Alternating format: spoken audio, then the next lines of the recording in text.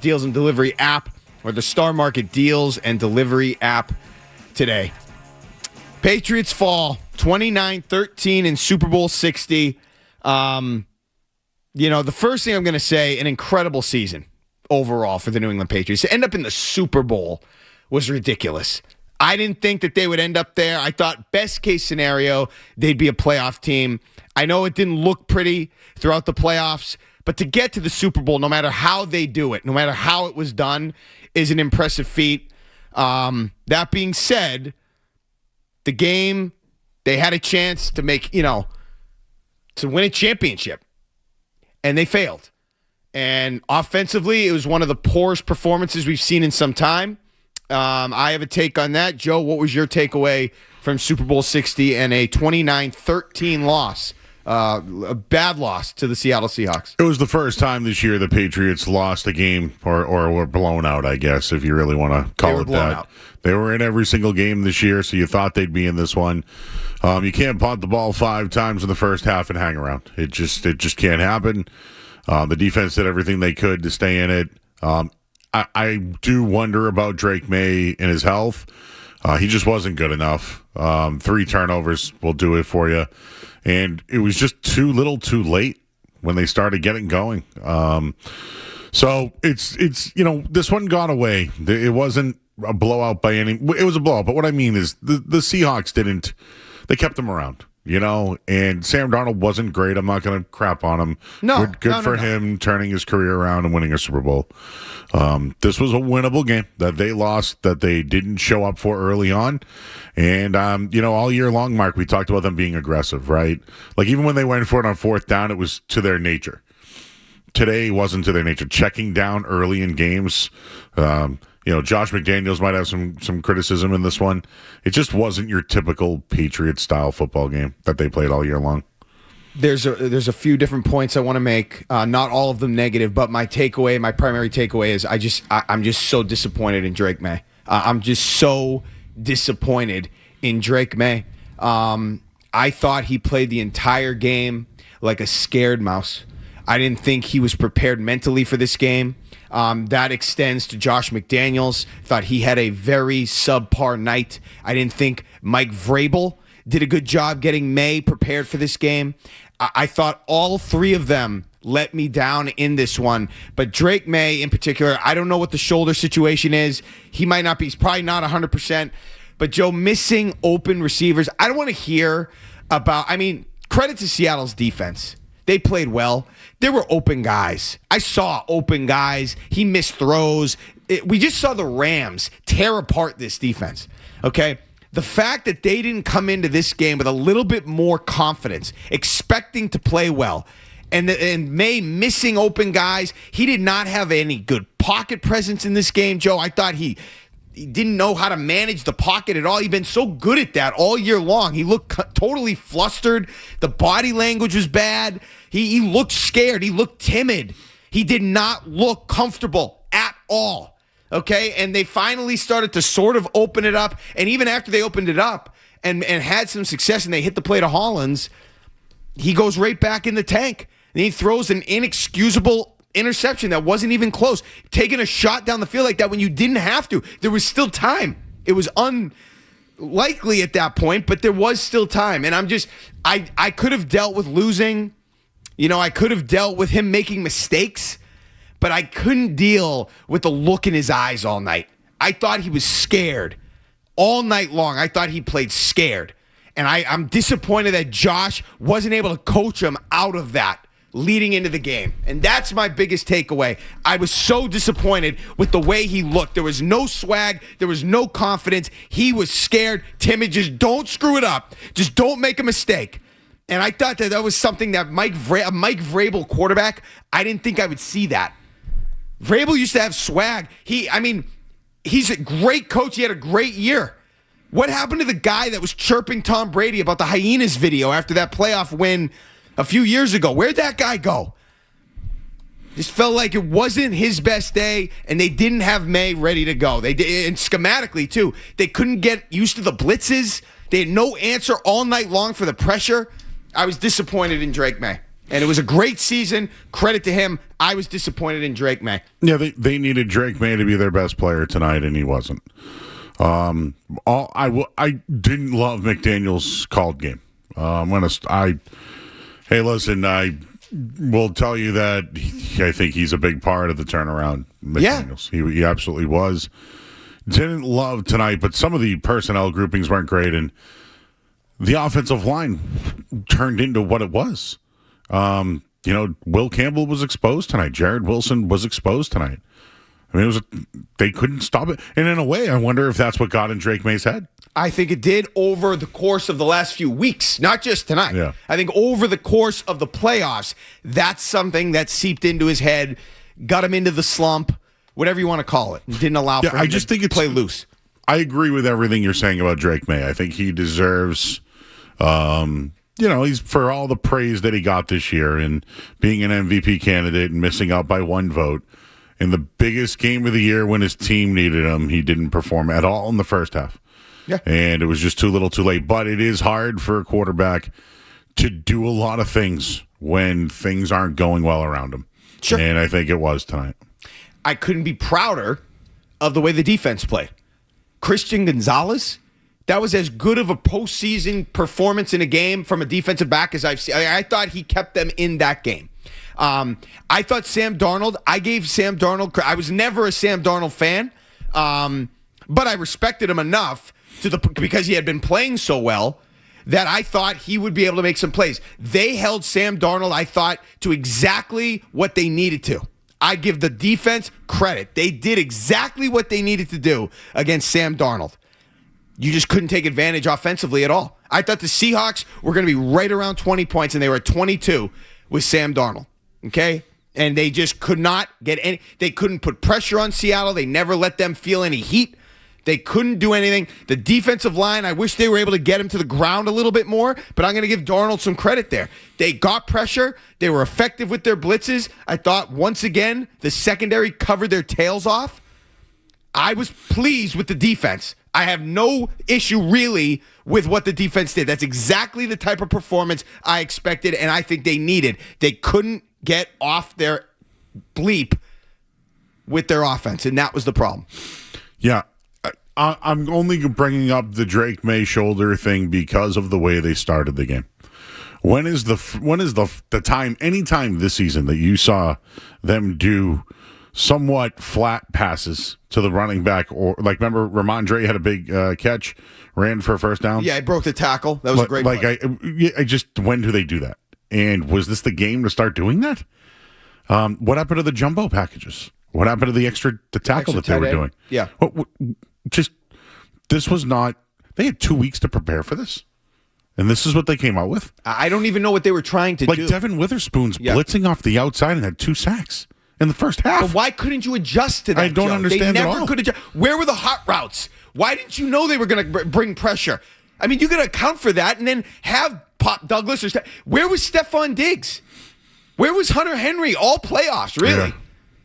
I mean, from the Texans game on. Hunter Henry was disappointing. Really disappointing. Yes, he in was. The playoffs. Yes, he was. Outside of after that touchdown he caught against the Chargers, he really disappeared. And Diggs, I thought he was a master against zone. Why couldn't they get him more involved early? I don't think he could get the ball out. That first half, I think Drake May was, like, he looked focused. But I just think that once he saw the breakdowns, he tried to run. They had open field tackles. Seattle's defense was really good. They were really good. I just think that they could have been beatable. You know, like I'll give them all the credit. If anyone says, "Oh, no one believed in the Seahawks," everyone bet the Seahawks. Everyone picked the Seahawks, at least nationally. I just think early on, if they could have done something early on, they would have stayed in the game. It was 12-0 at halftime. Like 12-3, you know what I mean? Yeah, it would have made Seattle sweat a little bit because Darnold was wobbly. I mean, they could have had a turnover in that first half. They were defending him well. They didn't. They never put him under duress in terms of feeling the heat. They put pressure on him, as a defensive front or whatever, but they never made him sweat. The Patriots got a little bit of momentum when they got the score and then they got the ball back, but that wasn't significant momentum. Yeah, one thing that kind of really bothered me, and I'm just getting back to Josh McDaniels, I thought you had something with Ramondre Stevenson early on. Where'd he go? They just went away from him. Yeah. They tried Travion Henderson. He got, the line started getting beat. They just went away from him. I don't understand the game plan. What did they want to play? What type of game did they want to play? Yeah, did they want to go smash mouth? Then where was the extra unbalanced tackle? If you wanted to spread it, how come you didn't have 4 wide receivers? If you were looking for Steph Diggs, why wouldn't you attacking more? All right. Patriots head coach Mike Vrabel is at the podium post Super Bowl, and his press conference is brought to you by Oakers Technologies. It is a long, successful and program, and it's okay to be disappointed. We have to be disappointed and upset together. And, like I always do, I tell them I'm appreciative of them. I'm thankful. I'm grateful that I get to coach them. And, we don't want to – part of our identity is not being a front runner. And so, again, just like every year somebody's going to lose this game, and we have to remember what it feels like and make sure that it's not repeated. Oh, it was, we couldn't gain any rhythm, field position. We got to get into drives better offensively. Defensively, we've been really good against the run lately, and we weren't. And, again, we were just playing catch up. And we did a great job in the red zone, and we competed. But unfortunately, I think the turnovers – ultimately costed us, and I appreciate the way that the guys offensively battled and competed, but just not enough consistent, execution. What did you see from Drake tonight? You mentioned the turnovers. Yeah, this is, we can sit here and try to put it on one guy. You'll be disappointed because that'll never happen. It starts with us as coaching staff and making sure that, that we're doing our part. And then obviously we have to be able to execute. We got to be able to protect. When we do protect, we have to be able to progress through and throw the ball to the guy that's open and, and help the quarterback. And then he's got to be better. Like, that's just how it goes. So, that's never going to change. Is that the best team you faced this year? That's the best. Sorry, Karen. Yeah, that's the best team we faced, obviously, this year. Karen, I didn't hear you. I'm sorry. Well, it's only valuable if we understand what it takes and what we're going to need to do to improve. And if we don't do that, then it won't have been very valuable. We had a really, really good year and one that I'm proud of. But in this game, I don't think is a reflection of our year. We lost and we were beat. We were beat, out-coached and outplayed, and give them credit. They did a bunch of different things up front. Talk about that. And did they do things? Well, I don't think they did anything differently. They pressured and moved, and when they didn't, sometimes we blocked them. Sometimes they didn't. Sometimes we gained yards. We hit a good play, positive 20-yard gain on first down, and go backwards. Too many third and long situations. So, they're a good football team, and we'll have to be able to learn from this and understand what we have to do to get back to this, and know how hard it is and how difficult every year is, and that it starts over. What makes them so good on defense? What distinguishes them from other Well, I mean, they stop the run with some split safeties, and then they mix in pressure. They're talented. They play hard. Those are things that usually make a good defense, just like ours was, and. So again, I thought our guys competed, and just in the end wasn't enough. I think we started to gain some confidence throughout the playoffs. So I think that we have to remember that we have to remember the things that we're doing to stay consistent and be able to replicate it, and then also draw on this as a positive. The way that we played the red zone during the postseason is much different and much different reflection of how we played in the regular season.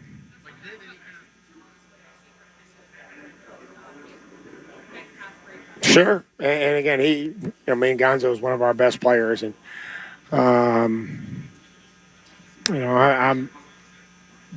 We expect those things. He expects those. He expects more than we expect. He does, and I'm happy that again he cares deeply about this team. He does, and he's very talented, and we're lucky to have him.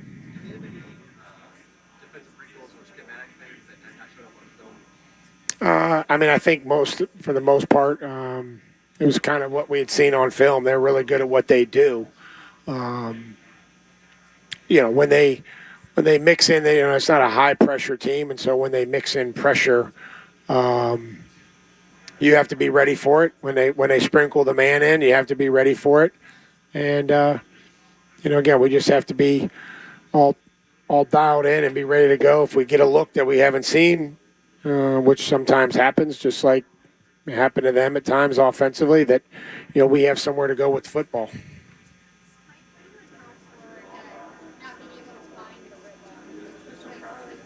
Yeah, again, it's we just have to not let mistakes pile up. Can't let one bad play turn into two bad plays, and being able to settle down and be better early on in drives, and that just wasn't the case. It was just kind of we'd make a play here and stall, and we'd have a good run and stall, and so again, just the competitive stamina, the competitive. The physical stamina and the mental stamina that's required in these types of games. Nobody played good enough for us to win. You have a follow-up? Again, sacks are that's a team number. To whether we block them every time or the quarterback's responsible or whether there's somewhere to go with football. So, without having a look, I know that the sack numbers, and we went through this. There were times where there's throughout the season that there were sacks, that it was on the, somebody got beat. There was times where it was on, the quarterback, and there was times where it was on the guys that we were throwing to. So I'm sure that one of those three things led to the 6 sacks that we had. Unbelievably rewarding. I can't tell these players enough how proud I am of them, And again, we're disappointed, not discouraged. Go ahead. Sorry. Over the last couple of years, some great teams have made it to the Super Bowl with talented quarterbacks, let's say such as the Bengals, and then they haven't been able to come back. What can you do to not be just like a one-time wonder, let's say, about the Pats and come back again? Same thing we did this year, just do it a little bit different, do it a little better. Every year is a new year, and continue to try to improve the roster, continue to improve what we do, continue to improve how we do it, continue to believe in people, continue to get the right people in the building, and start over and know how hard it is each and every year.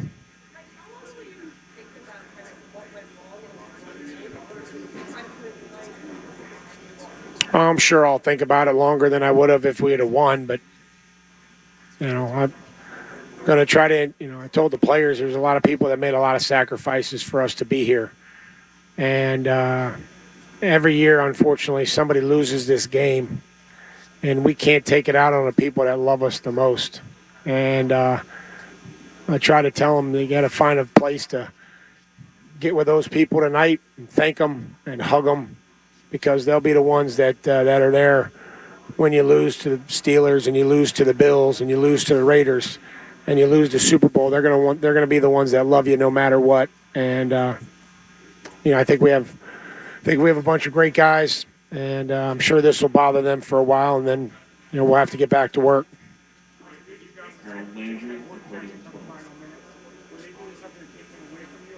Again, none of us coached or played well enough, and we have to continue to find everybody and find them when they're open, be able to create, be balanced, run the football. And, some days that all finds you, some days it doesn't. Unfortunately, it wasn't the case. Coach, what can your young players take away from this game? I think just how hard it is. It doesn't happen every year. That's the thing I'm going to try to impress upon them. And, those guys competed, and they're not rookies anymore, but just how the longer you play, the harder it gets to execute and to when you're going against good football teams that are talented and well coached.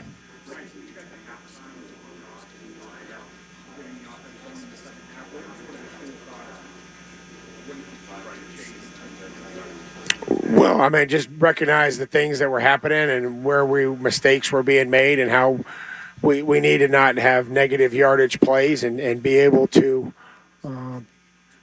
not put ourselves behind the chains and stay positive. And, saw how we started. We started fairly positive, and then again, we stalled. And that's unfortunate, because I thought we did get off to a good start in the second half. Just the drive stalled after we had some positive plays. Again, they're well coached and they're talented and they play hard. Thought they battled. I thought they played well in the red zone. We didn't do very well against the run game. We didn't create any turnovers, and missed some sacks, missed some tackles. So, not well enough for us to win, just like everybody else. And whether that's coaching or playing, but they competed, and we needed to find a turnover somewhere in there with the way that the game was going.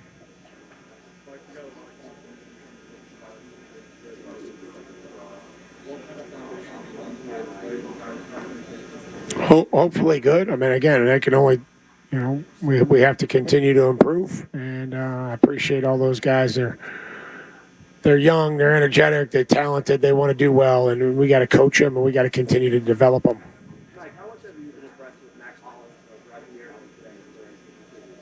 Well, Mac has a passion and an energy and a spirit to him that I appreciate, and this team means a lot to him. He cares deeply about the team, and that in turn, I care deeply about him.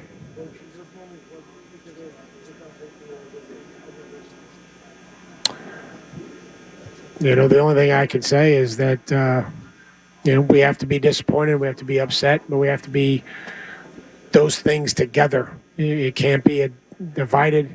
We can't be front runners, can't be a good teammate, and you can't care about the team and do the right things when you win. Sometimes in this game of professional football, you lose, and you still have to be able to do those things, and hopefully they will. Two final questions, guys. I'm sorry. Again, if we use it, if we can build on it, then we can use this experience as a positive and eventually, and understand what you have to do in big games to to be able to win and put yourself in a position to win. Last question.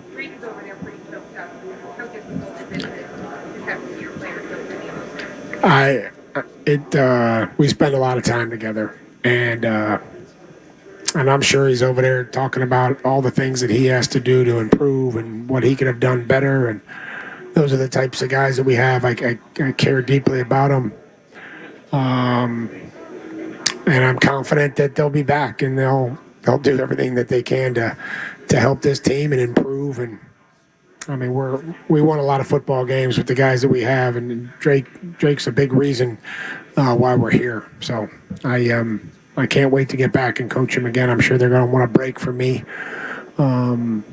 but the show goes on. We got to get back to work. Thank you, Coach.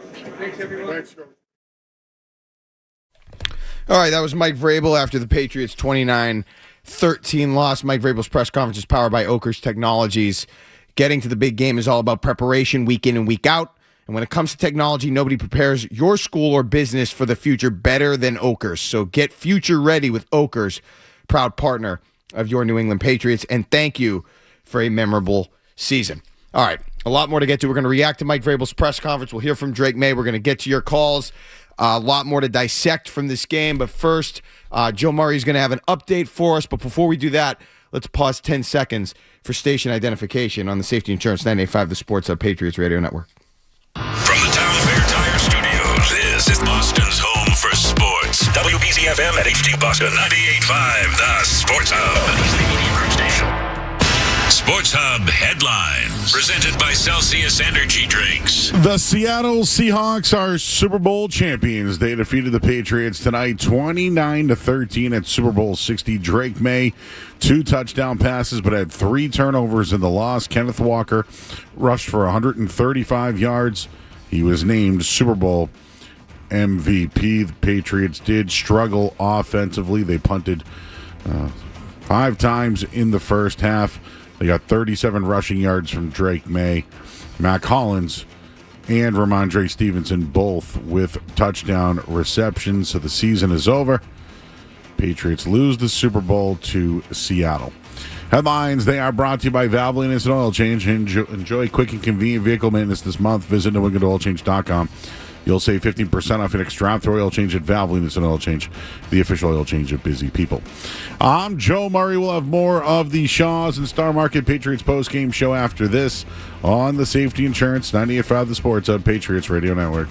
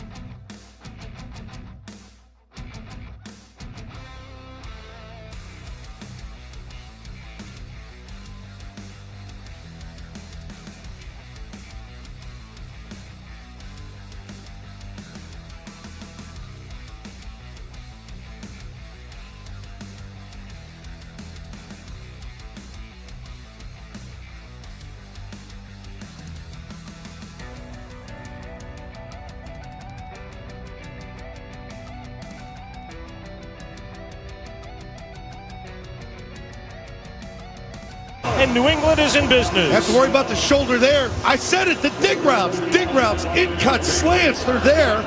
Against zone, Mac Hollins, he's the guy that runs it. That's a dart by May over the middle. All right, back here on the Shaw's and Star Market Patriots postgame show. Mark Dondero, Joe Murray. New England converted 18 first downs today. And with every first down, Credit Union's Kids at Heart funds promising studies into new treatments for pediatric brain diseases. Learn more at cukidsatheart.org. Drake May just now speaking with the media, and Drake May's press conference is brought to you by your local Chevrolet dealers. Credit to them. We were moving it solid in the first couple drives and would just have a couple negative plays that would kind of push behind the chains, and then from there we just couldn't stay ahead of the chains, and third and short we couldn't pick up some first downs, and they had brought some pressure where they got us a few times, and just got to be better with the football, make better decisions, and I got to make better throws when the game is is like that. I got to make some throws to help us move the football. Say that again. Tonight. What I'd like to have back, I'd like to go back to the beginning and redo it. But no, there's so many plays that can decide and change the game. I think, what is it, 19-7 or 22-7, and you have to have the fumble or whatever, and then return it for a touchdown. There's numerous plays in the first half where I feel like I could have made a better throw or make a better decision, and really just comes down to who makes the plays and who doesn't. And they made plays tonight.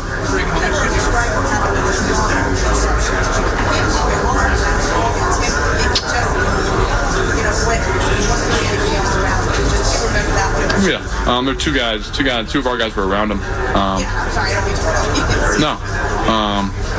I threw it, hit him in the chest. My shoulder feels,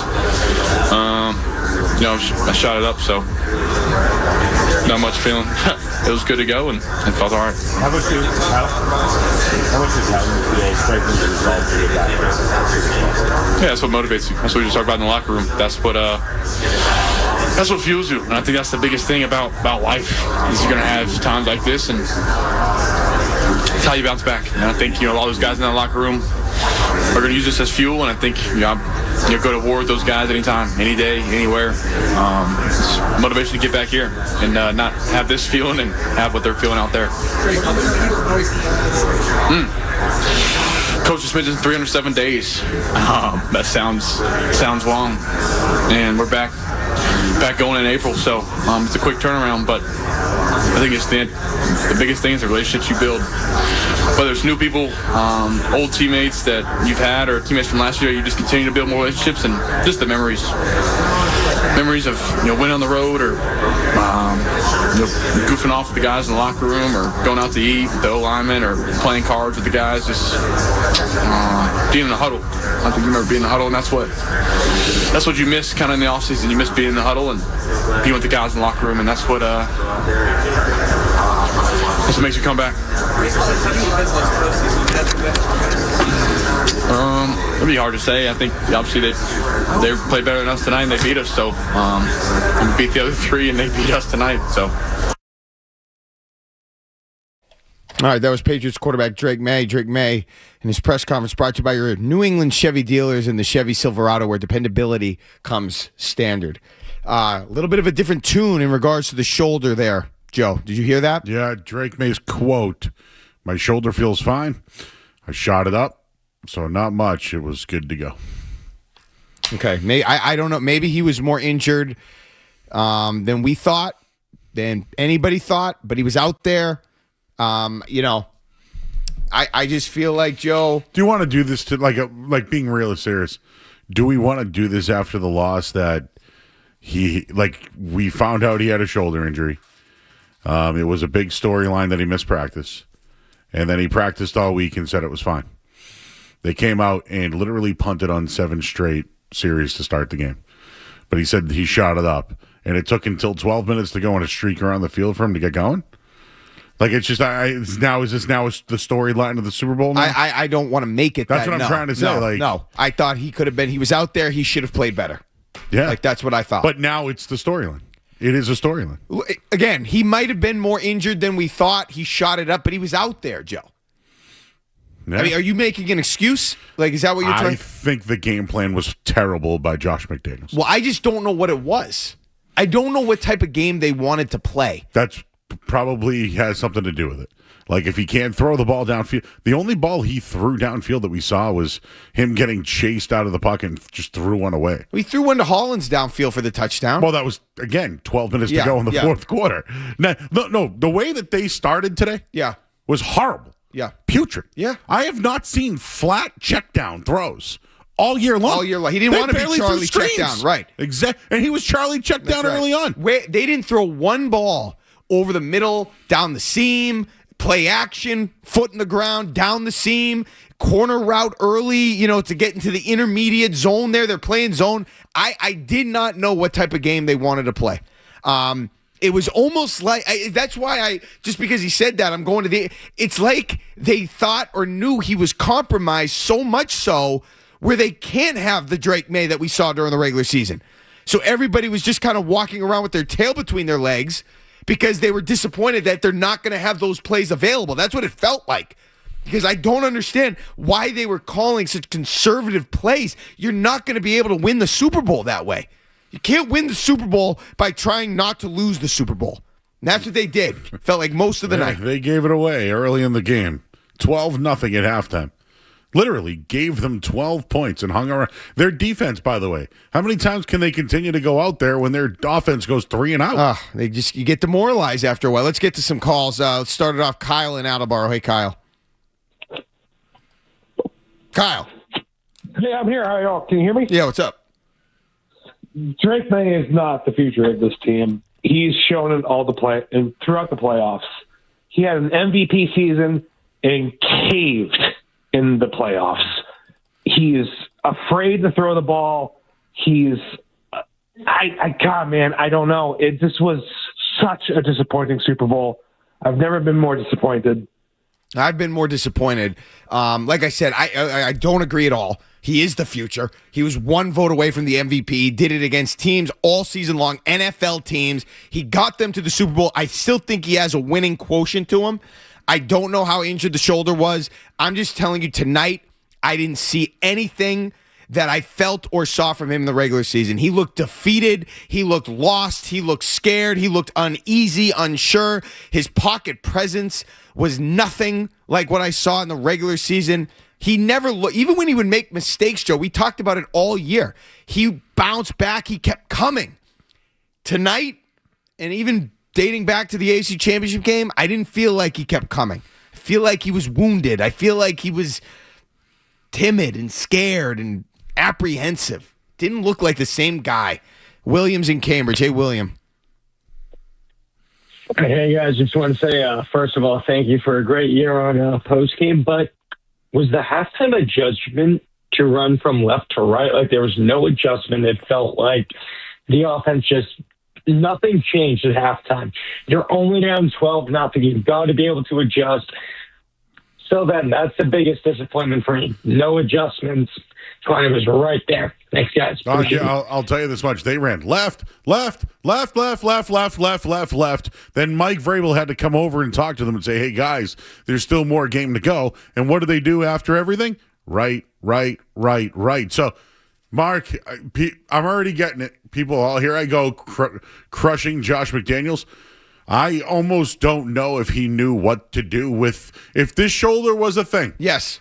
I don't know if he knew what he could do and what he couldn't. And because the play calls were horrible. The play calls were 3rd and 1, no one in the backfield, just full shotgun. What are you doing on 3rd and 1 in those situations? Listen, if it's the shoulder, tell us. But they had other options. I'm not saying that you're going to go with somebody else, but the way that they called the plays today was what? To protect Drake May? Like, what was that? Was that in the best interest of the team? You can't win the Super Bowl doing that. Mike Vrabel said during his press conference how Seattle isn't a big pressure team. So I don't know. Maybe they didn't expect the blitzes that they got. But again, Josh McDaniels been to how many Super Bowls? Yep. Just to add to that, Devin Witherspoon has only been a part of 6 rushing the passer this year, and he had a couple of them tonight. At least 2. And he had 2 sacks. Yeah. Okay, but I mean, this is a guy that's been around the block. Yeah. Like, you need to prepare Drake May. That's why I put a lot of this on McDaniels. Like, he wasn't prepared. They weren't ready. They couldn't make adjustments halftime, early in the game. I don't know what they were trying to accomplish offensively. And May obviously did not feel good about what they had cooked up. He didn't look comfortable or confident all night long. And I don't know what happened to Vrabel's swag either. It just looked like he was, trying to be a mommy out there, comfort people. Where's the swag? Where was the edge? He used to always have that. Didn't feel it tonight. All right, we got to back to your calls. We got to take a quick break. We're still going to talk to Greg Bedard at some point. Mark Dondero, Joe Murray, Shaw's and Star Market, Patriots postgame show after a Super Bowl loss on the Safety Insurance 98.5, the Sports Hub Patriots Radio Network.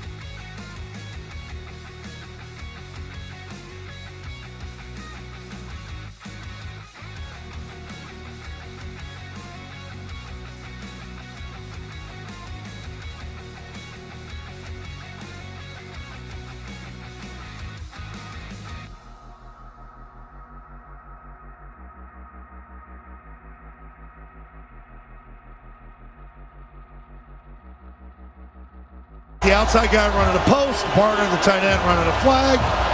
You get picked. He's wide open. Easy throw, pitch and catch.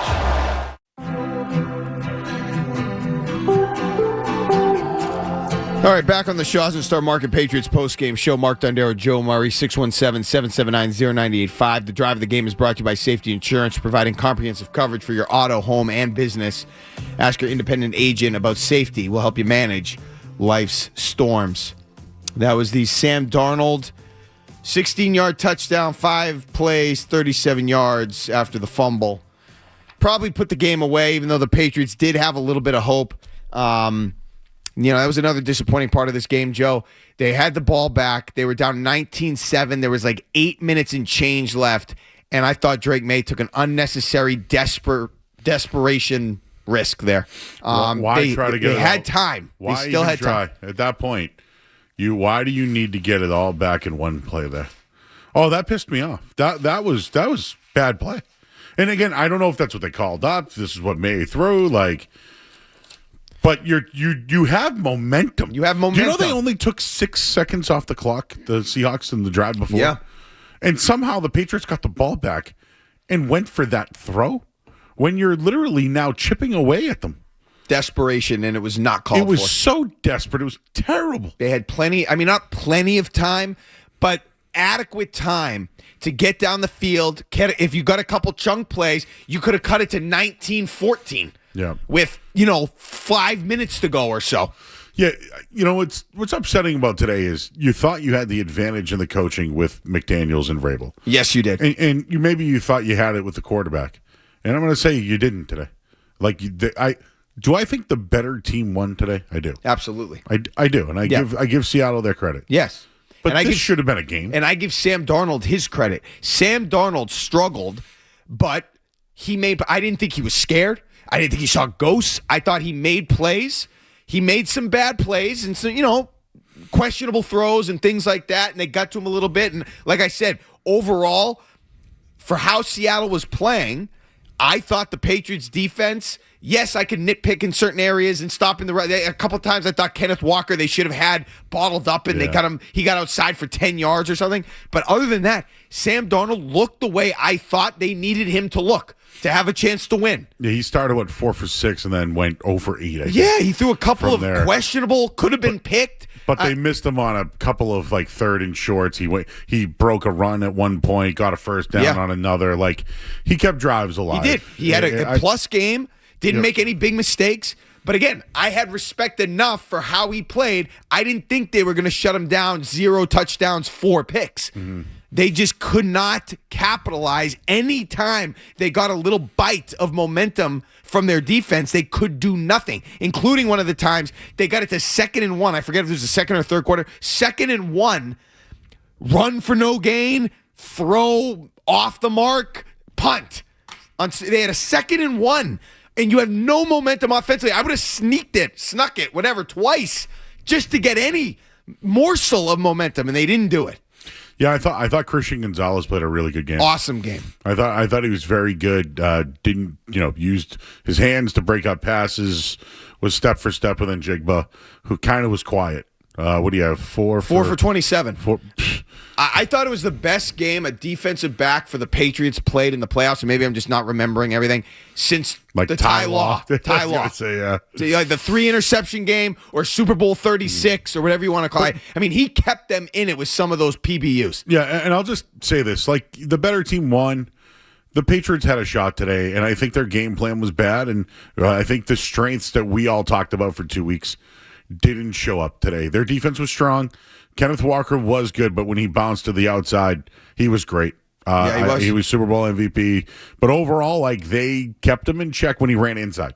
They did their job when it came to him. Even Darnold struggled. But, man, you don't do anything. 0 points in the first half.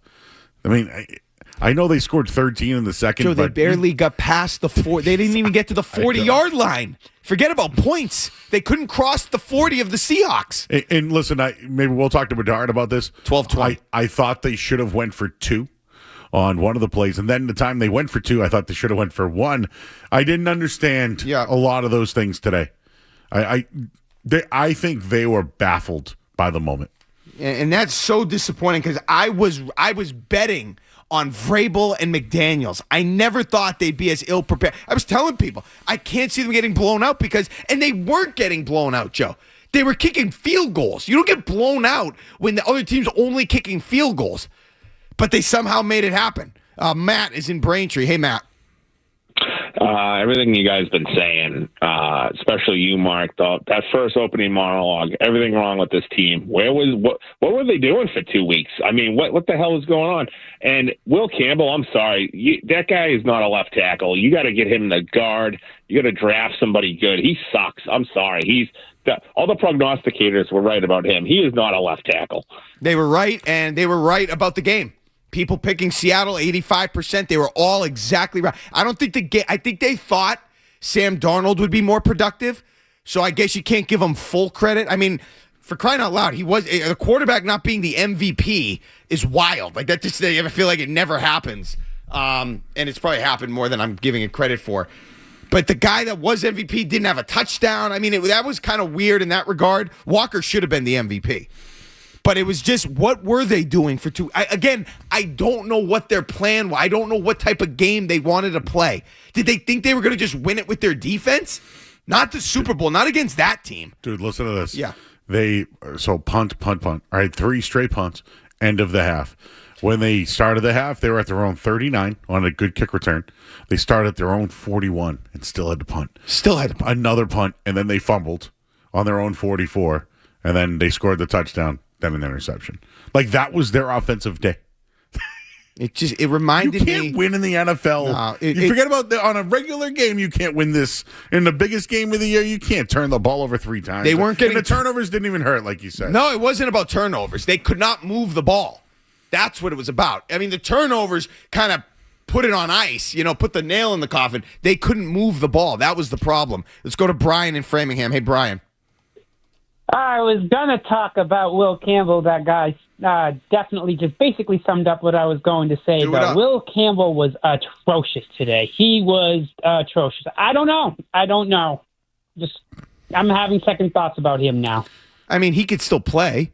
I just don't know if it's a tackle. Do you put this on the O-line? Was it on the O-line, this loss? They weren't great, but they weren't great all playoff.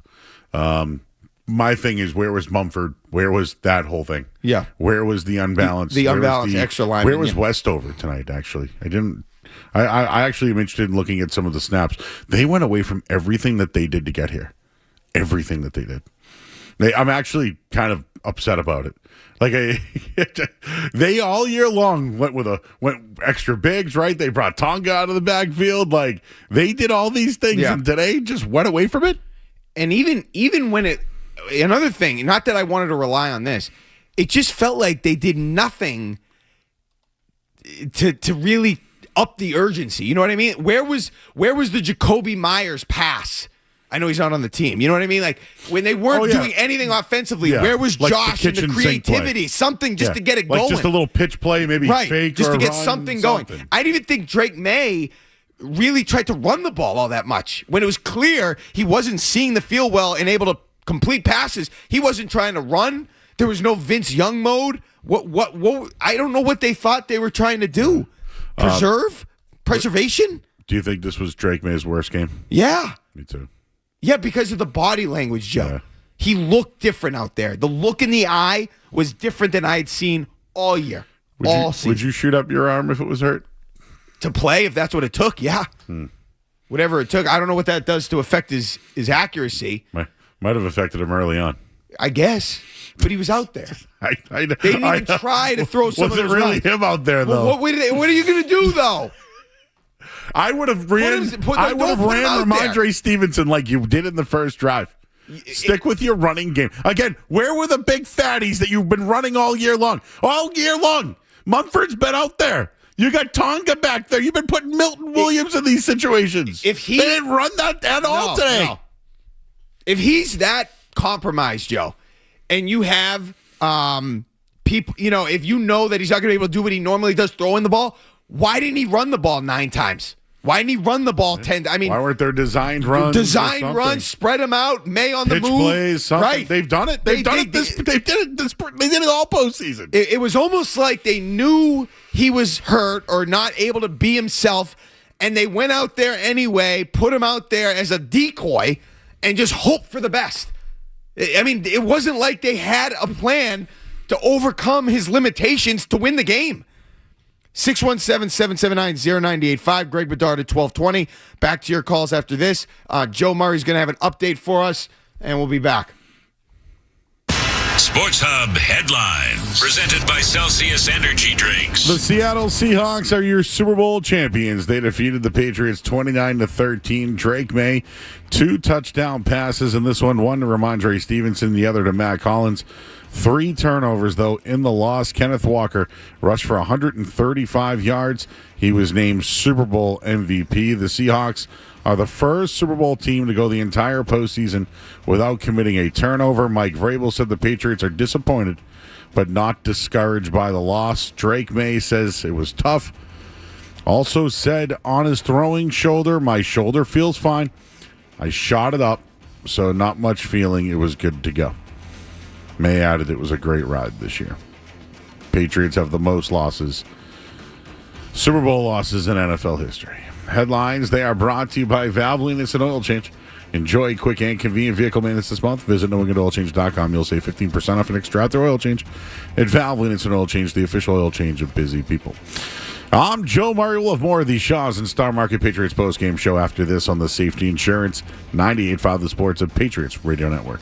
Football season is the perfect time to get a high-efficiency peerless boiler. Be ready and start saving now. Find the peerless.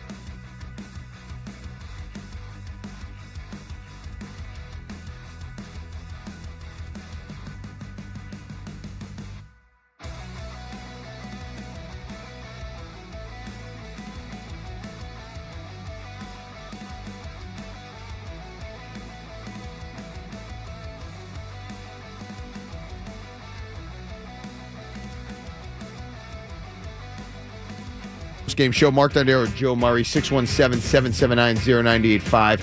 With 27 completions by the Patriots today, Catches Law donates another $2,700, which brings the Catches for College season total to $43,100. The Catches Cares Scholarship ensures financial hurdles will not prevent students from pursuing their dreams. Mark, may I just mention that Mike Reese, within the last 10 minutes, Drake May acknowledged he received a pain-killing injection for his right throwing shoulder before the Super Bowl. He made it clear he was ready to go. At the same time, it adds some context to what he was actually managing injury-wise. And I respect that, and that is fine. But again, our problem, and I'm not going to speak for you, Joe, my problem was he was out there. So I'm going to judge him based on his ability being out there. I get it. He was probably compromised, but I just did not understand what the Patriots' game plan was. If he was compromised because of the shoulder, I just felt like their plan to overcome that obstacle wasn't there or was lacking severely. And I just didn't see anything that would make me say, okay, now I see what they were trying to do to overcome May's shoulder thing. I don't know what they were doing. High school plays. Did they think they were going to win that game with just defense like they did in the snow in Denver with a backup quarterback? Beat the Seahawks like that? Like, not realistic. You had to make plays, and I just felt like they never turned it on. They never operated with any type of conviction. Like this is what they came here to do. I never felt that. Also, this is from Ben Volin. Yep. While most Patriots took questions from reporters, left tackle Will Campbell declined multiple times and left. And this, according to Next Gen Stats, Will Campbell allowed a game-high 14 pressures on 53 dropbacks. That is 26% of the time. Well, I mean, it was no secret he played a poor game. I mean, that's something that they're going to have to assess going forward. But, yeah, he gave up pressures. Do I think that ruined the game for the Patriots? When you don't get the ball past the 40-yard line for most of the night into the fourth quarter, whatever it was, I'm not going to just put that on Will Campbell. It just Wilson was bad too. Wilson was bad. I thought, but even when he had time, they couldn't make plays. He wasn't under duress on every bad throw. When they had time, they couldn't even make. No, Ron is in Delaware. Hey, Ron. Because out of 100 plays, you had 5 plays that were good. That you had time for. That's 26% actually, but yes. Yep. So 4 plays. He's had 4 plays. 4 plays he had time for. You're on. You're on, man. You're on. He was on. I mean, I'm done with math for the night. Look, again, the offensive line had its issues, but there were plays to be made that they didn't make, Joe. Okay? I did not see this as, wow, the offensive line, unless you want to say over the course of the last 3 weeks, 4 weeks, May just got beat down so much from a confidence perspective in his protection, he started to feel, like his clock was sped up. Yeah. I'll buy that. But I don't think they ruined the game. Yeah. So this is why I want to back what you're saying. The Patriots tonight gave up 1 defensive touchdown. Right. They held JSN to 27 yards on 4 catches, and they lost. They lost bad. That's why I'm saying I respect the defense. That's exactly, and that's a hot offense. They played great against the Rams.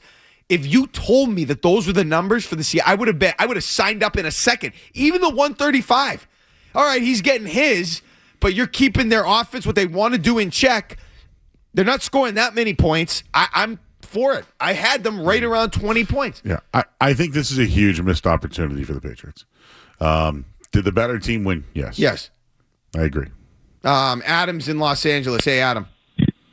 Hey, I just want to complain about how the team has used Travion Henderson over kind of the second half of the season, but especially tonight. The guy's not supposed to run up the middle. How many times does he have to run straight into the lineman's back for us to realize that he's good on the outside? They gave him 2 outside runs, and he got like a little chunk.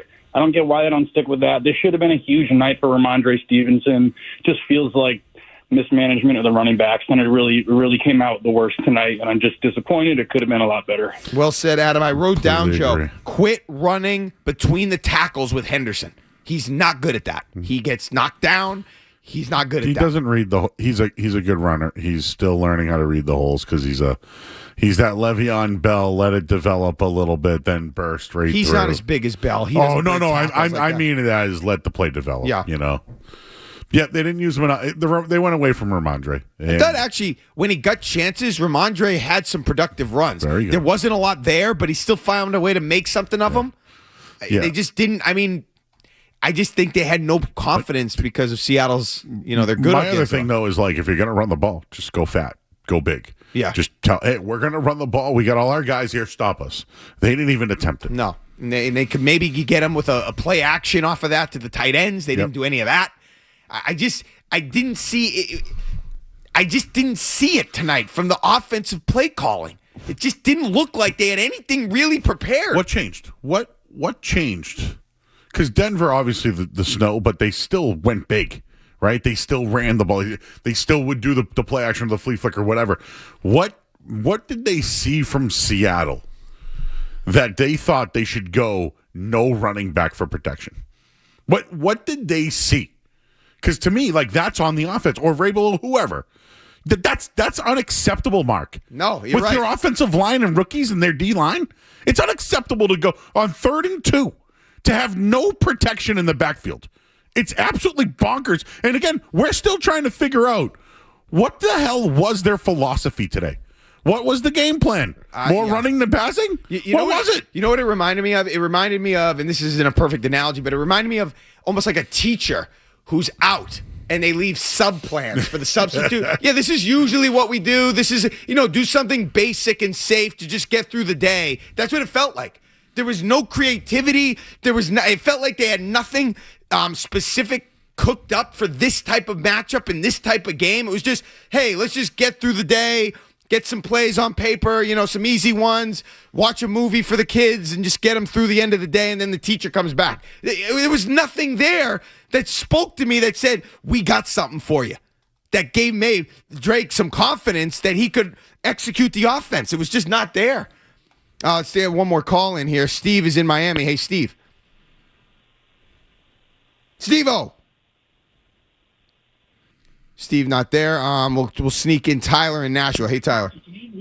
Hey, guys. How you doing? Mark, I just want to say you're spot on with everything. I don't even know where to begin. This defense played a Super Bowl winning game. They played great, but the offense couldn't do anything. And it's just like, I don't know what the next step is. I mean, you have a great defense. They play great. But what are you going to do? What are you going to do with the offense? I mean, how do you win that? You got to win that game. I just don't know what's next. Thanks, guys.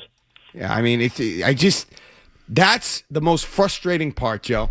May was obviously. I didn't like the body language. He looked defeated and timid and all that. It never felt like I knew what they were trying to cook up today. I refuse to believe with all that experience and as good of a coaching staff as they have that they didn't have anything prepared or that they were completely lost or that Seattle had all this sophisticated scheme that they couldn't figure out. I don't buy it. Why weren't they able to counter a little bit more effectively with or without a bruised shoulder? Did you think May should have run more? Yes. Yeah, they couldn't move the ball, Joe. No, anything. I just asked. I think he tried. I think when he was in the open field, they made really good tackles. Yeah, right. He but tried to beat a guy on a first down. They got him right away. I know you're right, but I think there was no volume to it. There wasn't enough. Where was one of those end arounds to a wide receiver? Try something like that. They stopped doing motion. They didn't do anything. They didn't do any motion. I'm sorry. Basic. The littlest thing, Mark. This is why it's frustrating. I don't know what. I have no clue. No clue what they were doing tonight. It was. We've watched how many weeks? We've been in for like 30 weeks. Basic runs. Right? It was swing passes, high school plays, and then desperation. We got to go to break. I know we got to go to break, but for 30 weeks we watched this team. Yeah. What the hell was that game plan tonight? Even if his shoulder was hurt, I should have felt something more than that. Some more preparedness than what I felt, and it wasn't there. 617-779-0985. It's the Shaw's and Star Market Patriots Postgame Show on the Safety Insurance. 98.5 the Sports Hub Patriots Radio Network. Facilities managers, it's time to think inside the box. Storage trailers and ground-level storage containers from Eagle Leasing are the way to go. I'm Mike Eagle. Call 1-800-GET-EAGLE or visit us at Eagle.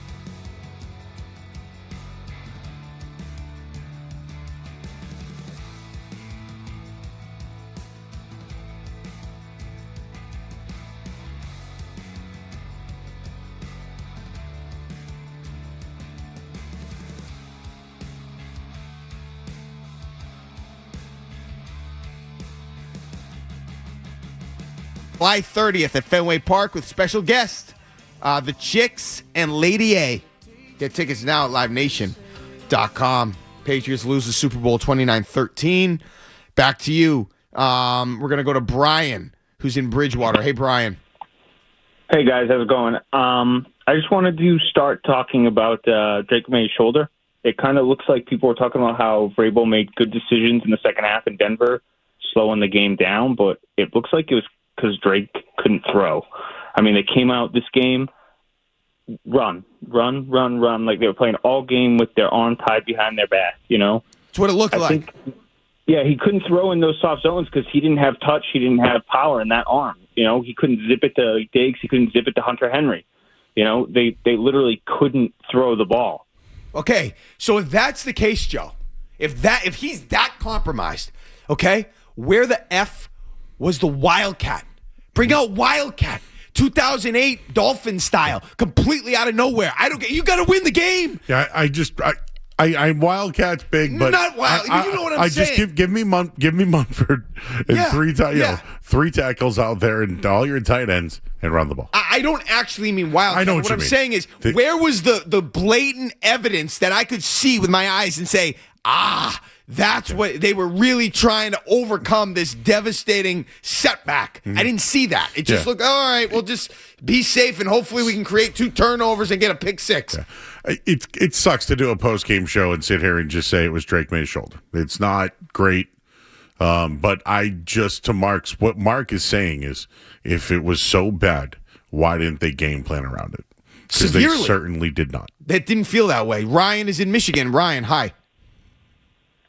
Hey, guys. So I'm obviously super bummed that they lost, but I'm more bummed at how they looked. My question is, I haven't seen it all year, but where is, like, the no-hurry-up offense? Like, I feel like Josh didn't do anything to try and change up the pace of the game and try and get the offense going. And I'm just curious what your thoughts as far as why that doesn't exist on this offense this year. It did. My only thing with tonight was you had to give the defense a blowout for every 3 and out that you had. So you had to kind of run the clock a little bit and set the plays up. But I agree with you. How they play is fast. They couldn't do it tonight. I hear what you're saying. It's a good point about the defense and being on the field over and over again. But you need to generate offense. Yeah. And if you thought maybe going turbo even earlier in the game, they should have done it earlier in the second quarter, tried to get a little up-tempo and just keep them off balance or something.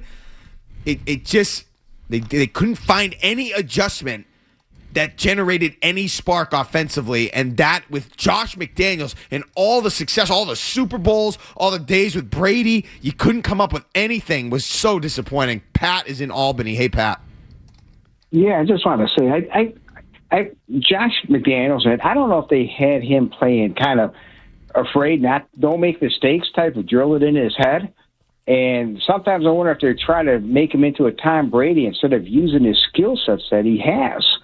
And I think this is a missed opportunity. Next year, they got a really tough schedule. They got the tough schedule after that, and I'm hoping they open up Drake May more. Let it be Drake May.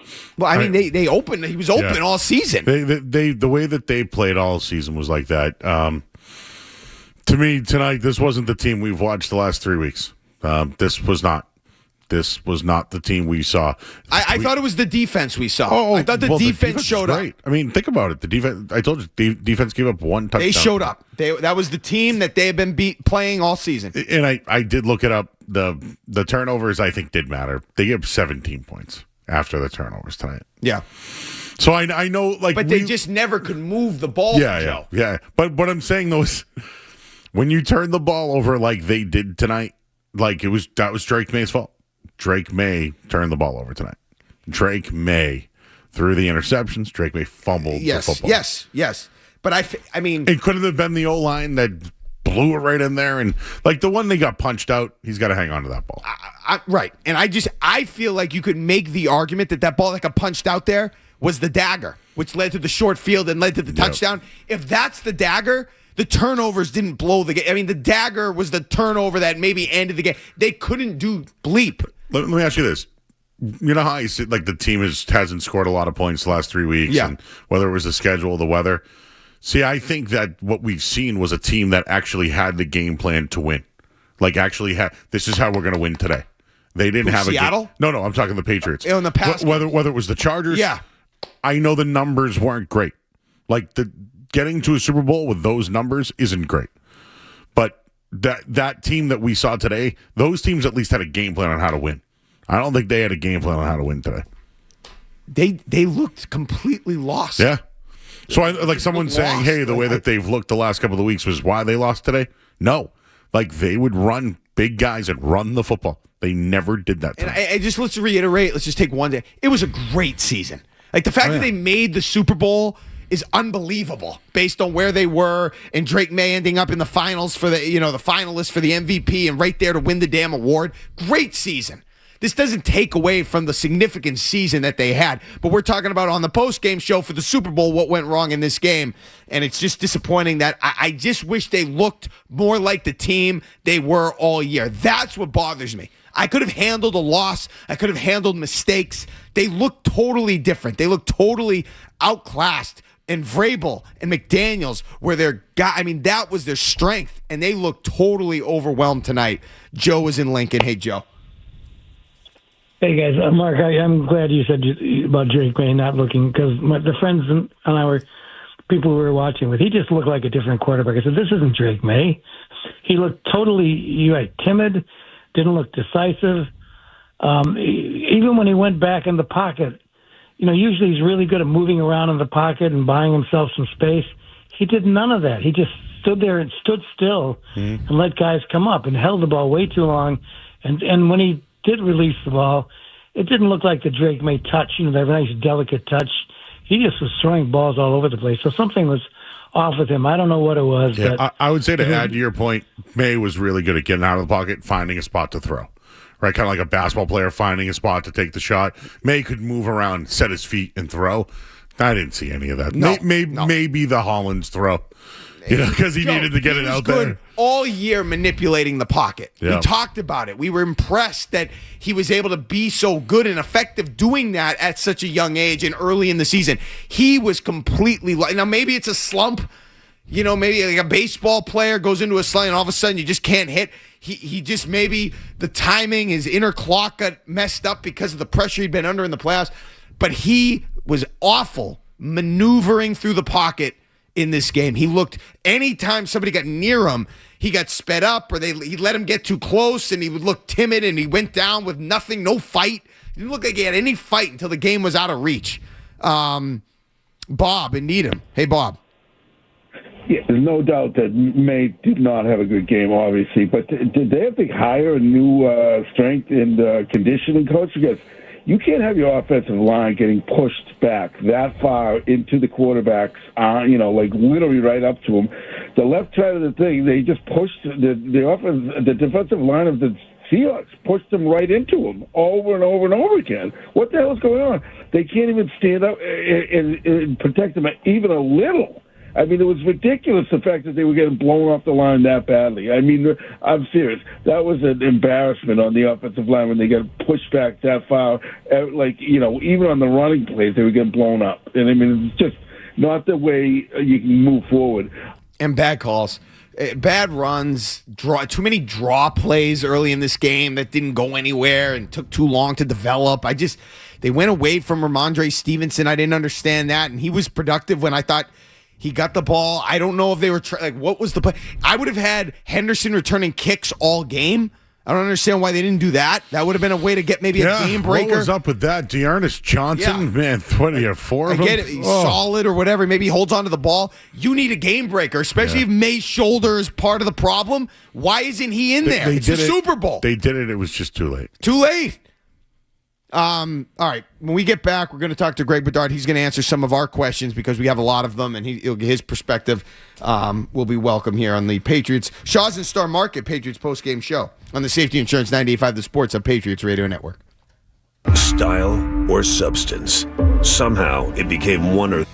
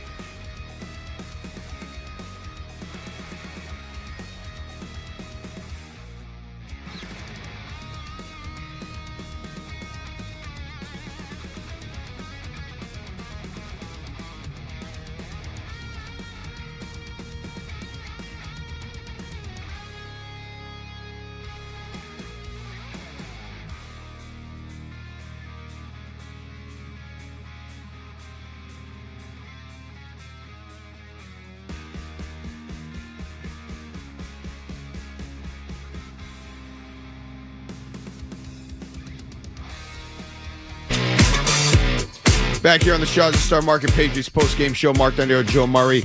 Greg Bedard is about to join us. He's a little delayed, so we'll go back to the phones. Deshaun is in Virginia. Hey, Deshaun.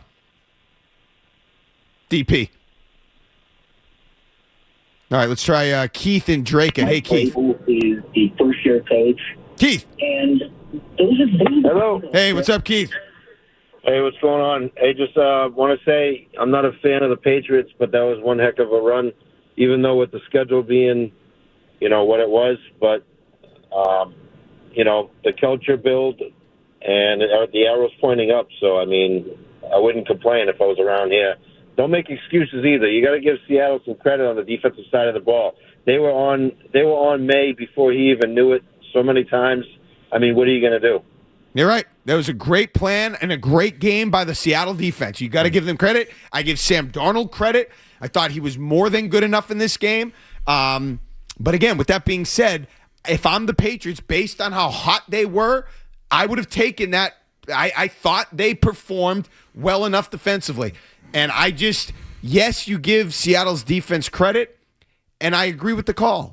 It's a great season. It is. Yeah. It's a great season. Great season, but you call me naive, but I thought an offensive coordinator who's been to 10 Super Bowls would have been able to get themselves out of that situation. 1,000%. We said this. We tweeted about Josh McDaniels needs to have a great day. He didn't even have a good day. And it needed to start early, and it didn't. We just never knew what they were trying to do. Gosh. Joe's in Jersey. Hey, Joe. Hi, thanks for taking the call. I'm just concerned. The Patriots are, Drake May was one vote away from winning MVP this year, and I'm thinking that he's locked up for the next decade, and you're going to be stuck with mediocrity when it comes to his playoff I'm sorry. What are you talking about? Drake May. Mediocrity, bro? So hold on. So thanks for the call, Joe. I'm going to take it from here. Let me ask you, okay? Is there anything that we need to be concerned about, big picture, long term, from Drake May based on this playoff run? The only thing I'd be concerned about is that it's tough to go back when you lose. Yeah. The only guy to go back and do it in the last whatever many years is Jalen Hurts. He lost and went back. They got to reload. And they have money to do it. They have draft assets. They need a wide receiver. They need a line. They need a left tackle. They probably need a pass rusher. So they're probably 3 or 4 away from being a dominant team. But the schedule will be more difficult next year. Is there anything with Drake May to be worried about? Yeah. No. Unless he's getting sacked too much. Yeah. And he's hurt. And he gets in his own head. Mentally, you were happy with the way he performed between the ears during the playoffs. I'm telling you today, the people aren't going to like this one. But when you're injured, it's hard to think differently. It throws you off. Yeah. So was he hurt or injured? I don't know. Maybe Greg Bedard will know. Yeah. I don't know. But when you shoot up your shoulder, yeah. I was never a professional athlete, but the guys that I know that when they were hurt, they would try it out first. Then they would go to the medical doctor, and if it wasn't feeling right, they'd shoot it up. Okay. So I don't know. Maybe he did shoot it up after. I don't know. He was better in the second half than the first half. The first half was horrible, and they weren't ready to play. That's a fact. That's a fact tonight. They got 12 straight points, or 12 points in the first half. They were nothing in the first half. No shows. Horrendous. He misplays. And that I can't put on Josh McDaniels, but we've seen it from him in the past where he has a bag that he dips into and you can see him work. I felt like it was, I use that substitute teacher analogy. It just felt like he left his plans for somebody else, that he wasn't there. It wasn't his real in-depth actual lesson that he was prepared to deliver. It just was not, I just didn't feel it. I didn't see it. I didn't feel it. And yes, the shoulder, the inaccuracy came back to bite Drake May bad, but there were plays to be made, and I just didn't feel like they adjusted.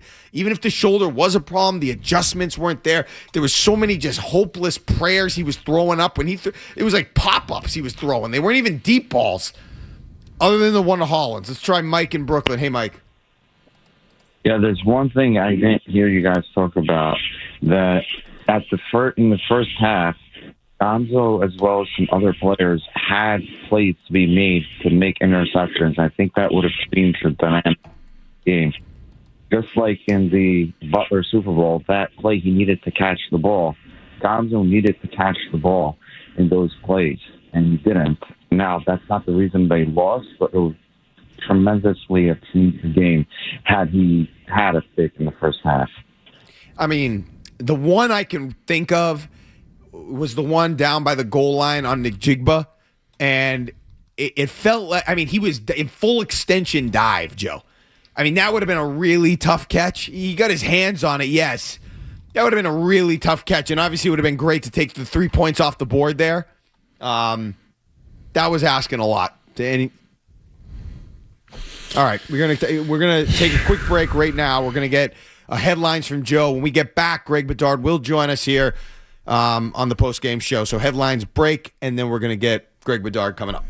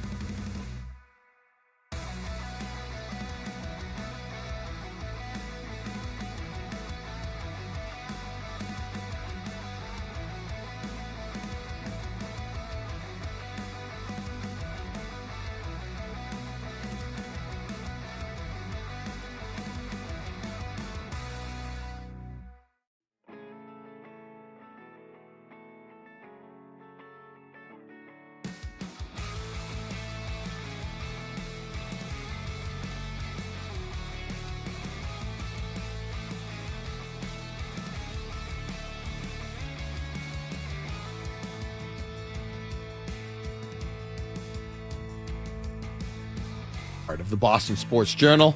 For the final time this season, after a tough 29-13 Patriots loss in Super Bowl 60. Greg, thanks for joining us. And I'll start with this. It's not a kind question. I'm not looking forward to asking it, but based on the result and the way the offense played, culminating with the performance tonight, were the people that called the Patriots fool's gold and frauds, were they right at the end of the day? No, not it. How do I answer this? It depends on what level. I mean, if you're talking like, did they get exposed against really good defenses and get embarrassed in the Super Bowl? Yeah, but I mean, they still won the AFC. They still won the AFC East. So, they were still a Super Bowl contender. They made it to the Super Bowl. So I don't think they're a fraud in that way. But if you're talking about a team that was ready and talented enough to really win a championship, then I guess you could say that. Drake May said he got his shoulder shot up. Said he felt good after he couldn't feel his arm. What do you got on that? Was it before the game? Was it during the game that he got shot up? And they were putrid in the first half.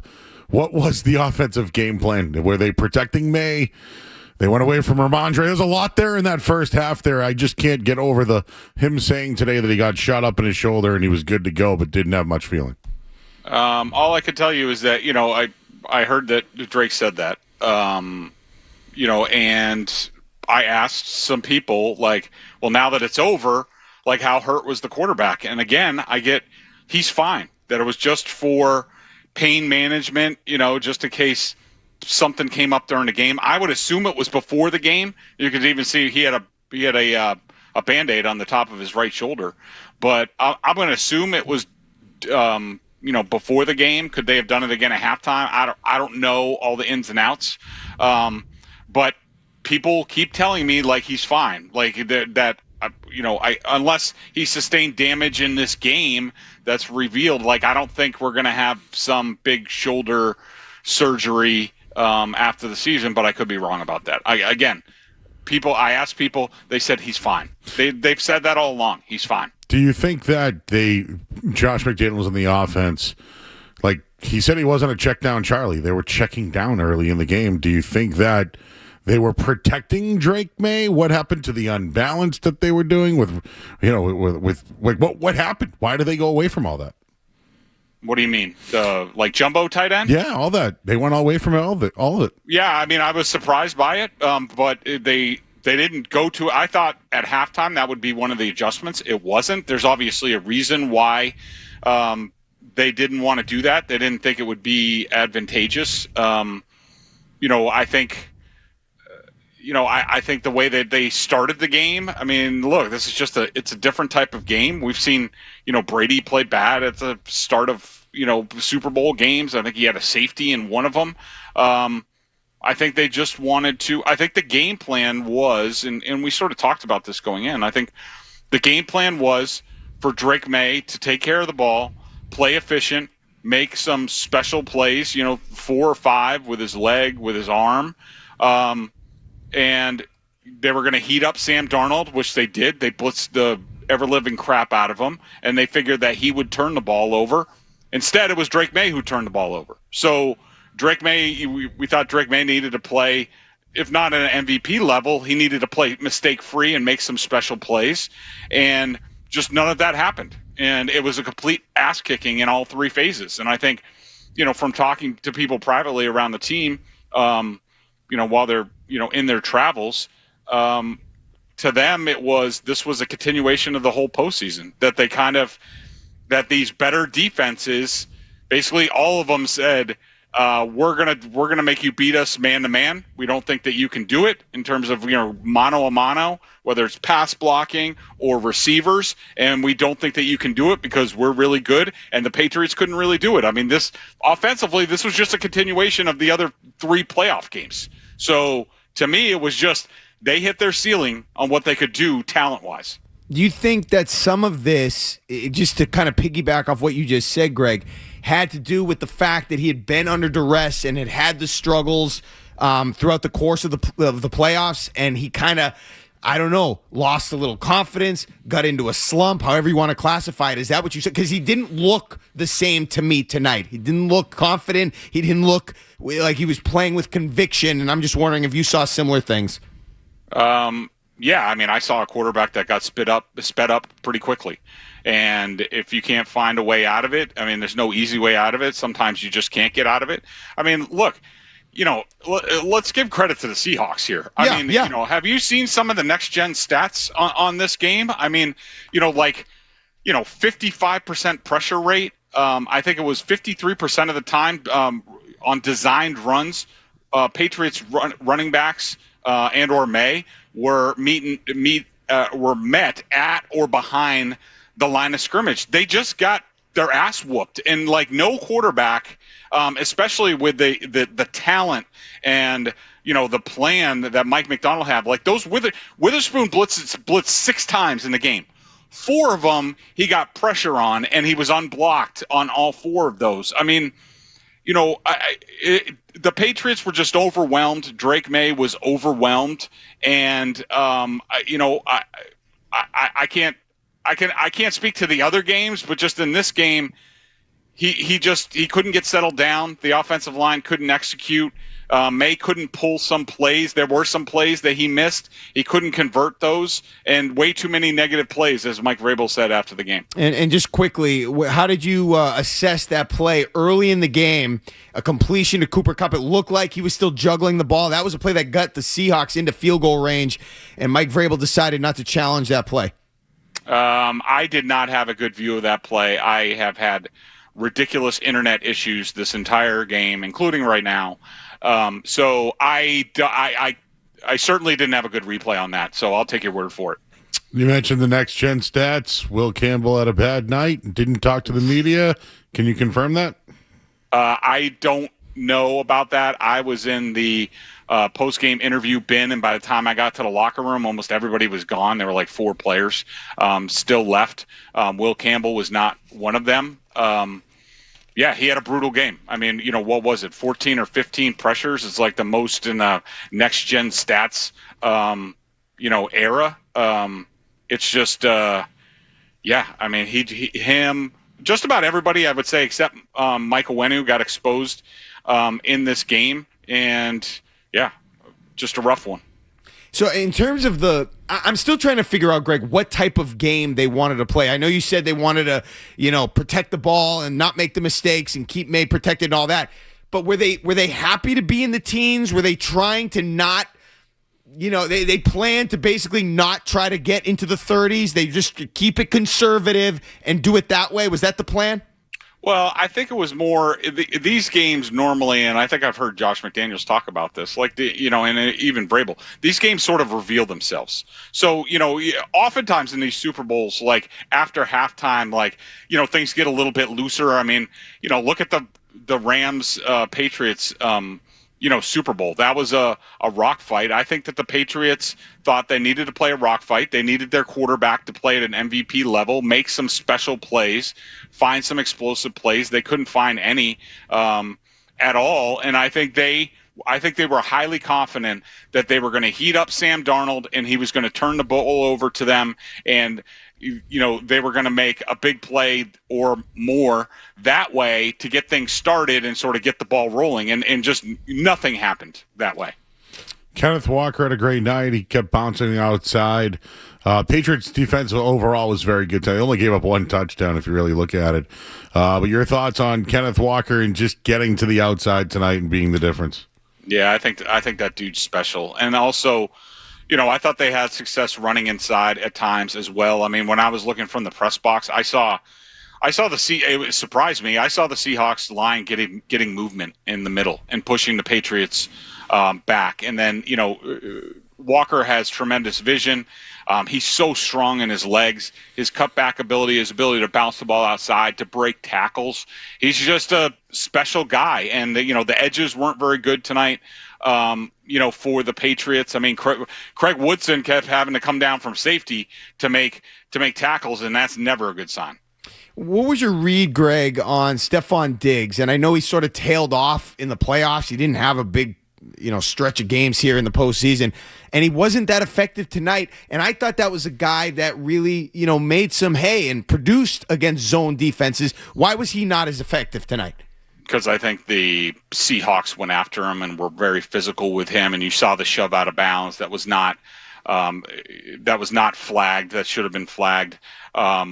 I think that they had designs on taking him out of the game to just being completely physical with him, and they didn't think that he would rise to the occasion, and he did not. He was basically just MIA for much of the game, and that it went that way for a lot of the Patriots. And one more quick one, Greg. Were you surprised at any point in this game that Drake May didn't try to run the ball more and just say, F it, we're going to try to get some production with our legs and get a spark that way? Because he did run the ball, but it didn't seem like it became a big priority at any point. Yeah, I thought that might have been protecting Drake a little bit. I mean, that's a hard-hitting defense, and maybe, if the game was close later in the game, pull that kind of stuff out. But, I don't know. Okay. More from Greg when we get back. We're going to take a quick break here. Greg Bedard of the Boston Sports Journal joining us. This is the Shaws and Star Market Patriots postgame show on the Safety Insurance 98.5 The Sports at Patriots Radio Network.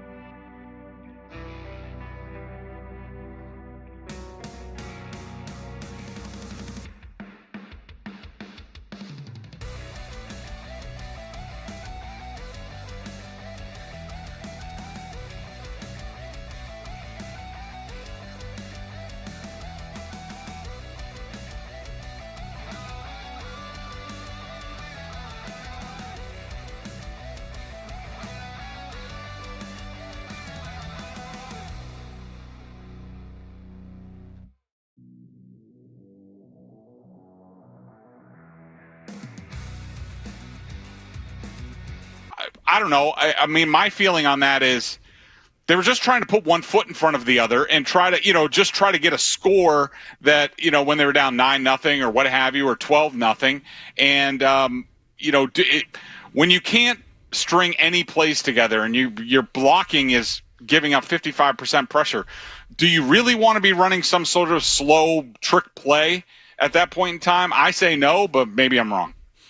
Greg, do you think the 3 turnovers were the difference in the game tonight?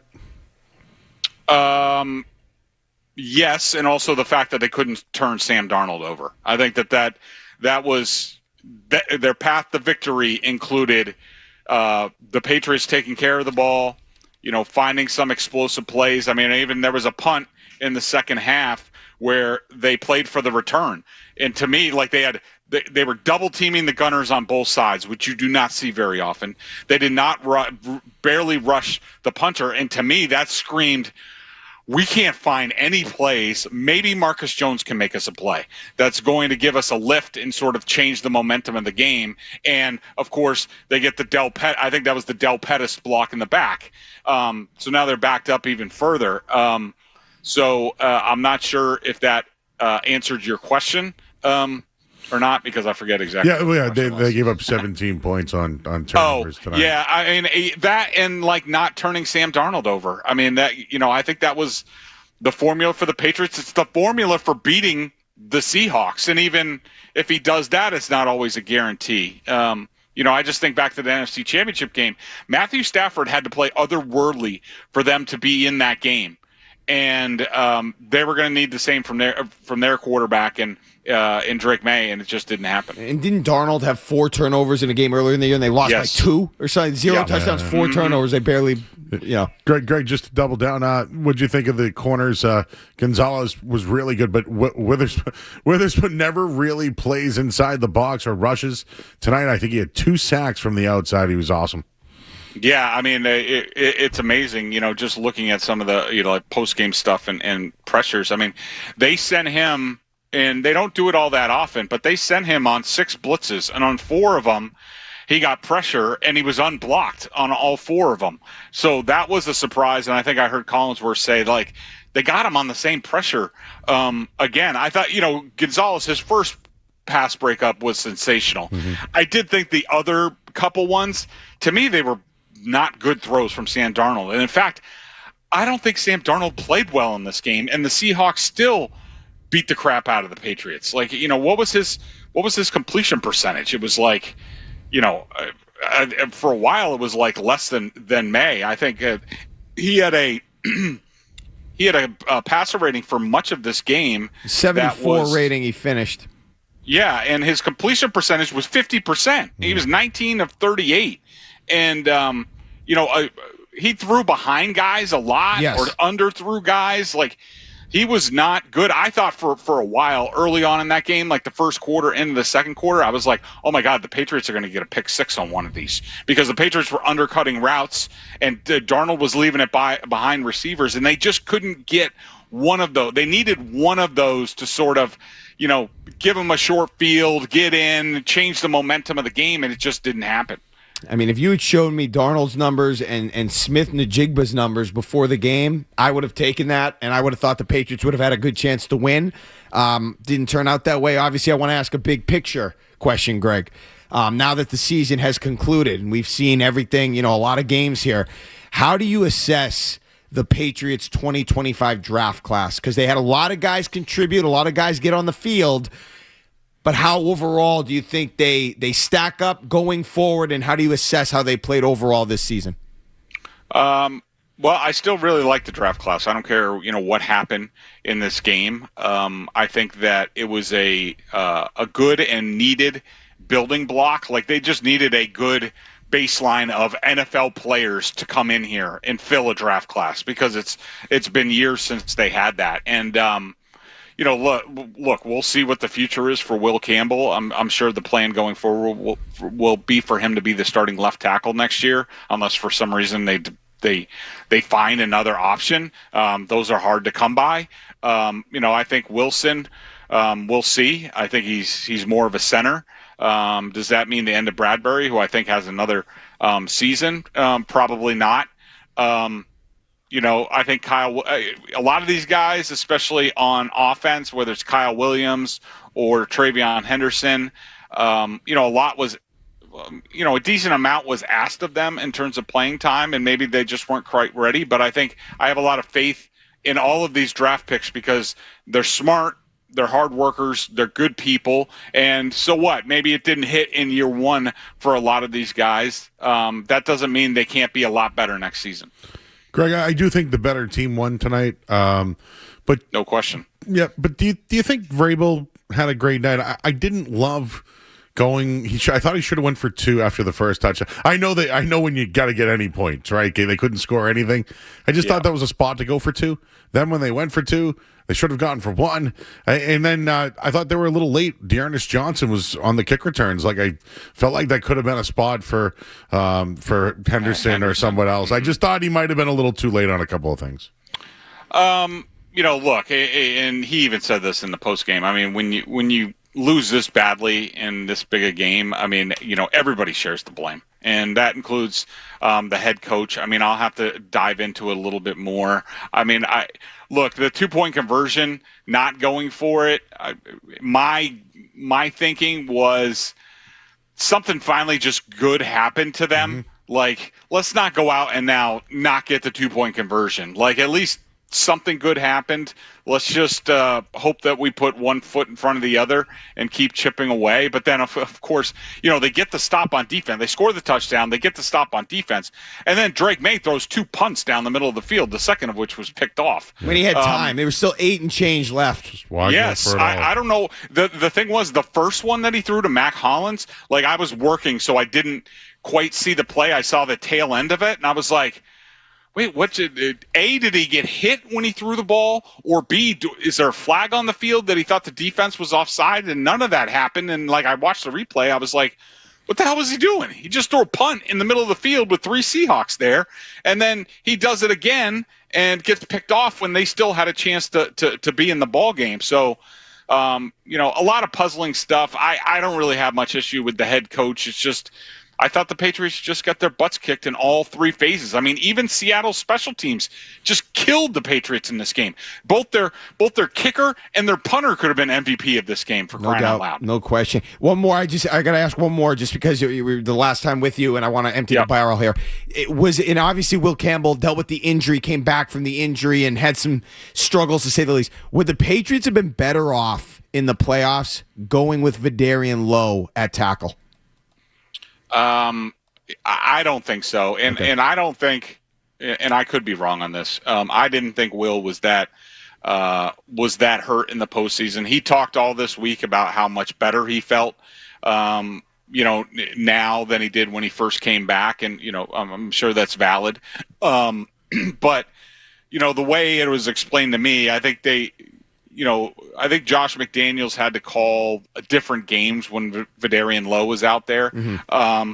But look, I thought, I did think Vidarian Lowe did a good job. I thought that the offensive line, I think I even, I raised the issue about, like, do you keep Vidarian Lowe in the lineup because things are going really well right now for the offense? And, the answer I got from people around the team was he's a much better player, so he's going back in.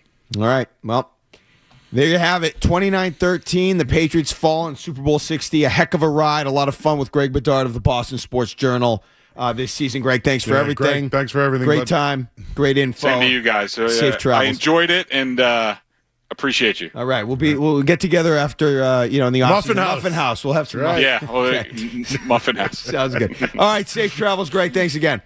All right. See you guys. All right. That was Greg Bedard of the Boston Sports Journal. We're going to get a quick headlines from Joe. Before we do that, though, let's pause 10 seconds for station ID on the Safety Insurance 98.5, the Sports Hub Patriots Radio Network.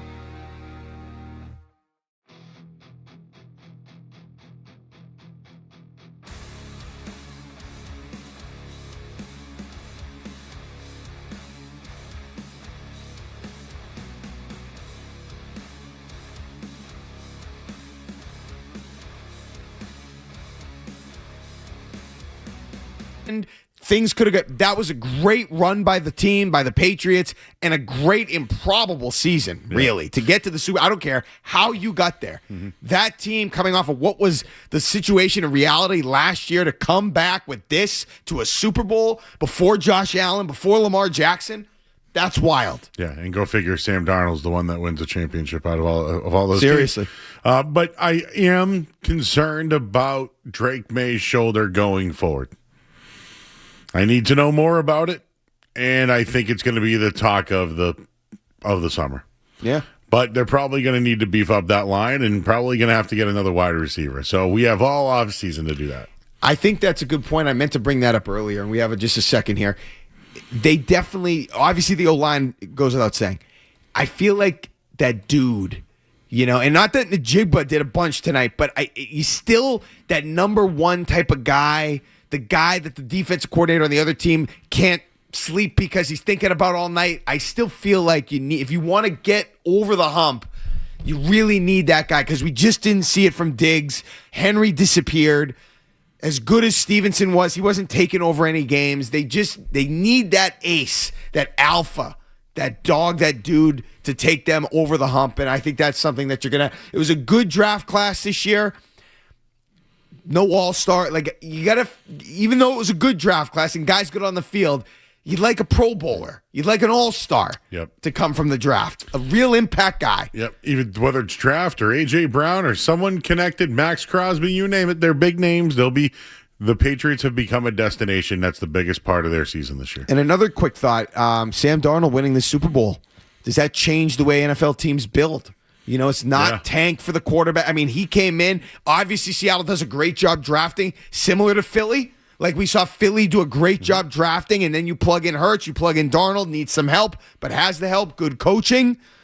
Won a Super Bowl. You can win that way now. Defense looks like it wins championships. Still does. Last year with the Eagles, this year now it's Seattle. All right, let me say thank you to everybody.